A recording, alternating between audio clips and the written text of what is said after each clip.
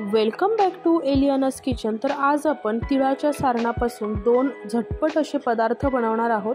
तर त्यामधील पहिला पदार्थ आपण गुळपोळी एकदम सोप्या पद्धतीने खुसखुशीत अशी बनवणार आहोत। यासाठी मी 2 कप गव्हाचं पीठ घेतलेलं आहे। आपली पोळी एकदम खुसखुशीत व्हावी यासाठी मी 1/4 कप बेसन घेतलेलं आहे। यामध्ये चवीपुरतं मीठ घालायचं आहे।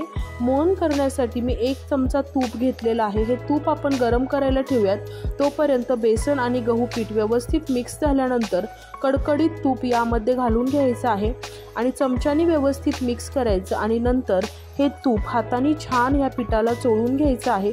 त्यानंतर थोडं थोडं पाणी घालून ह्याचा चपातीसारखा गोळा मळून घ्यायचा आहे।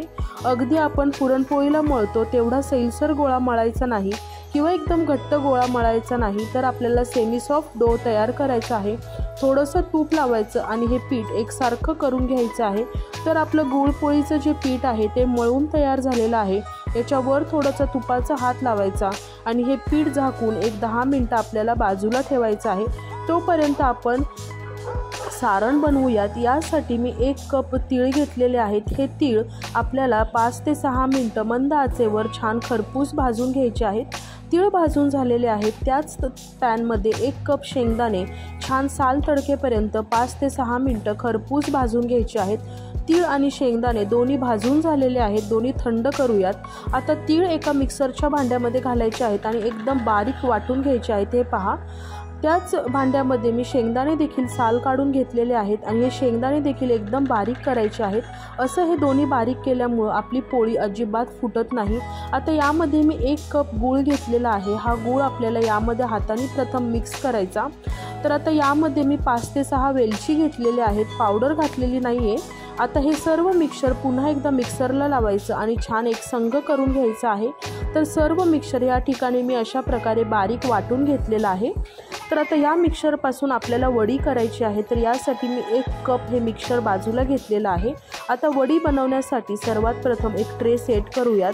तर इथं मी बेकिंग पेपरला तूप लावून ट्रे सेट केलेला आहे। एका पॅनमध्ये 1 चमचा तूप छान गरम झालं की हे मिश्रण या तुपामध्ये छान भाजून घ्यायचं आहे। या पद्धतीने जर वडी केली तर तुम्ही कोणत्याही प्रकारचा गूळ वापरला तरीही वडी चुकणार नाही आणि एकदम खुसखुशीत वडी बनवून तयार होते। तर एक 7 ते 8 मिनिटांमध्ये आपलं मिक्सर परफेक्ट तयार झालेलं आहे। तूप सोडलेलं आहे। मिक्सर ट्रेमध्ये काढून एका पेल्याने हे छान सेट करून घेऊयात। मिश्रण छान सेट झाल्यानंतर यामध्ये आपल्याला भरपूर असे तीळ घालून ही वडी सेट करायची आहे आणि एक 10 मिनिटं वडी सेट होण्यासाठी बाजूला ठेवायची आहे। गरम गरम वडी कापू नका। तर वडी सेट होतीये तोपर्यंत गुळपोळी करून घेऊयात। तर तयार आपलं जे पीठ होतं यामधील एक छोटासा उंडा घेतला, पीठ लावलं आणि याची छान आपल्याला पारी करून घ्यायची आहे। यामध्ये आपलं जे तीळ आणि शेंगदाण्याचं मिश्रण होतं ते मिश्रण घालून ही पोळी छान आपल्याला घट्ट अशी बंद करून घ्यायची आहे।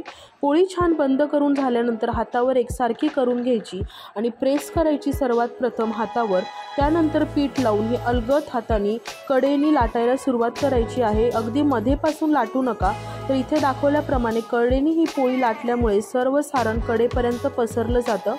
तर आपली पोळी लाटून तयार झालेली आहे।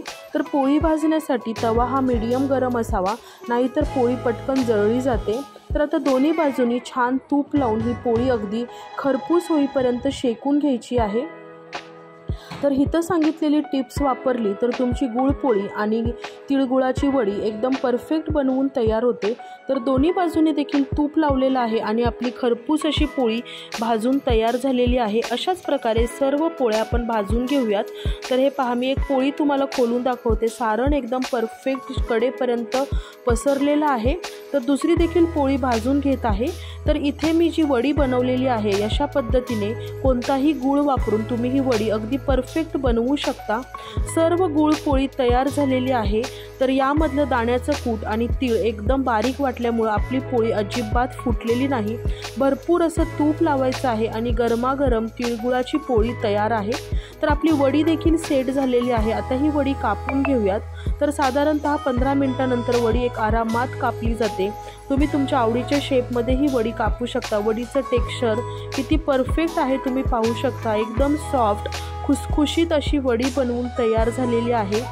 आणि कोणतंही पाक नाही किंवा कोणतंही आपल्याला यामध्ये गुळाचं मिश्रण बनवायचं नाही आहे।